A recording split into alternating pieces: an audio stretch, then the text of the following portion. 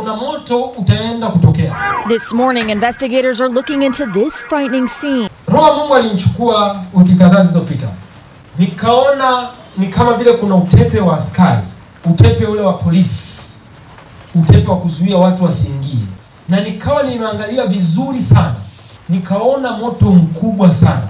Na huo utepe ulipokuwepo, nikawa nimeona zimamoto limekaa mahali pa huo utepe. Maana huo utepe ambao nilikuwa nimeona katika ulimwengu wa roho ni watu kuzuiliwa wasiende kwenye ile eneo. Ni kama vile wanakuwa defended msiende kwenye ile eneo. Bwana Yesu asifiwe. Na Roho Mungu akasema tuombe. Tupate kukataa ajali ya moto. Kwa sababu kuna moto utaenda kutokea. Siku sio nyingi, haiko mbali. Utakuwa ni moto mkubwa na utashtua watu. Na watu wengi watazani kwamba sosi ndio hii, au utashindwa kwa ni hii au hii au ni hii, watashindwa kuelewa.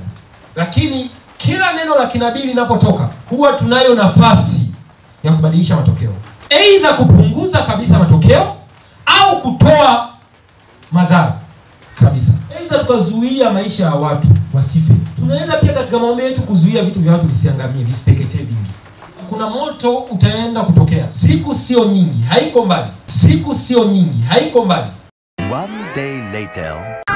This morning, investigators are looking into this frightening scene. Receiving multiple calls for an aircraft crash. After a small private plane crashed into a residential area in Lancaster County, Pennsylvania.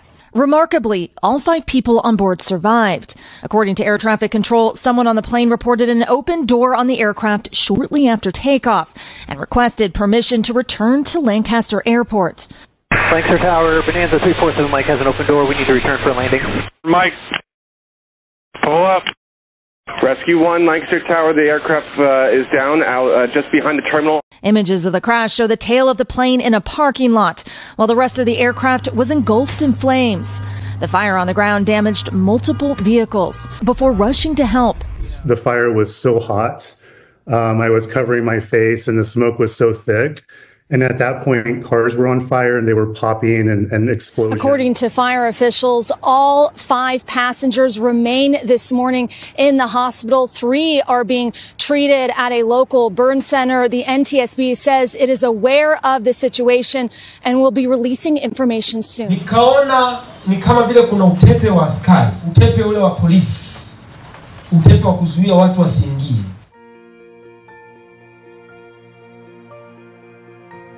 Nikaona moto mkubwa sana.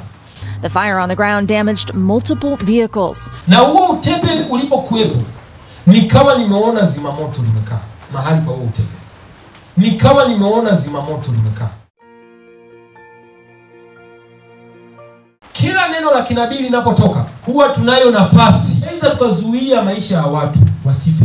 According to fire officials, all 5 passengers remain this morning in the hospital. 3 are being treated at a local burn center. The NTSB says it is aware of the situation and will be releasing information soon. Tunaweza pia katika maombi yetu kuzuia vitu vya watu visiangamie, visiteketee vingi.